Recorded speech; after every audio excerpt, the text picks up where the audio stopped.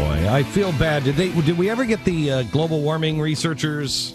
Rescued them last week. Finally, last week? Yeah, because they were out looking for evidence. Clear evidence that we all know is there. The consensus is, it's over. Debate's over, right? No. All the ice is melted. North and South Poles, it's gone. And so they went to show that, by gosh, they can sail all the way through the North Pole and probably not find not even a nice chip.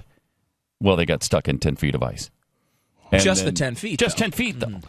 Yeah, but it wasn't 40 feet. They immediately had somebody come. Yeah, there was a rescuer that went out to save them, and they got stuck in 10 feet of ice.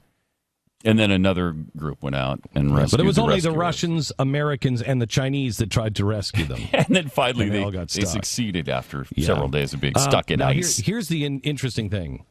Out of 41 stories, this according to Newsbusters, out of 41 stories, how many... I believe it was 50 stories, Glenn. I believe it was 50, no? No, it's 41 out of 40 out of 41 stories. Okay. Mm-hmm. 40 out of 41 stories on the network morning and evening news. Only one of the 41. Only one reported that this mission was to go. That's the... Only one said it was anything to do with global warming. Yeah, that's what makes this interesting. Yeah. 97.5% of the stories neglected to mention that they were on a global warming mission. Isn't that great? It's just unbelievable, the cover-up.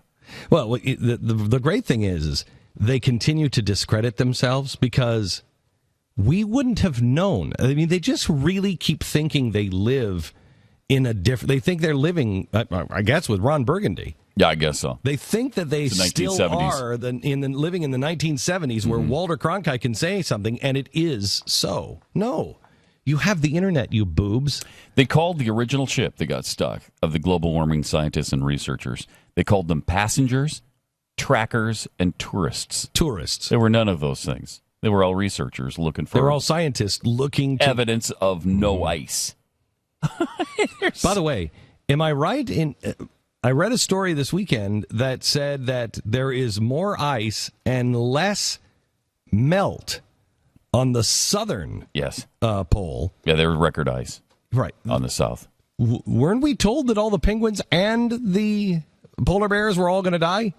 I'm sure at one point, yes. Yeah, it's amazing because the evidence coming out now is really... they've had a rough go of it. If you're a global warming supporter, you've had a rough go of it over the past 7 or 8 years. You really haven't, though, because you just ignore all the evidence against you. Well, they ignore it, but what's amazing, like, as far as facts go, like the Earth did warm for a period of time between the 70s and the 90s. But it hasn't since. But it hasn't since, and you'd think that you'd at least come off and say, well, look, we had to invent a new way of why we think this is happening. It's not heating up anymore. So we're not quite as sure as we were, but we're still pretty sure. They just keep doubling down and doubling down and doubling down. They just keep saying it's worse than ever. Worse than ever. What are you talking about? It's amazing that they keep trying this. Yeah, they do.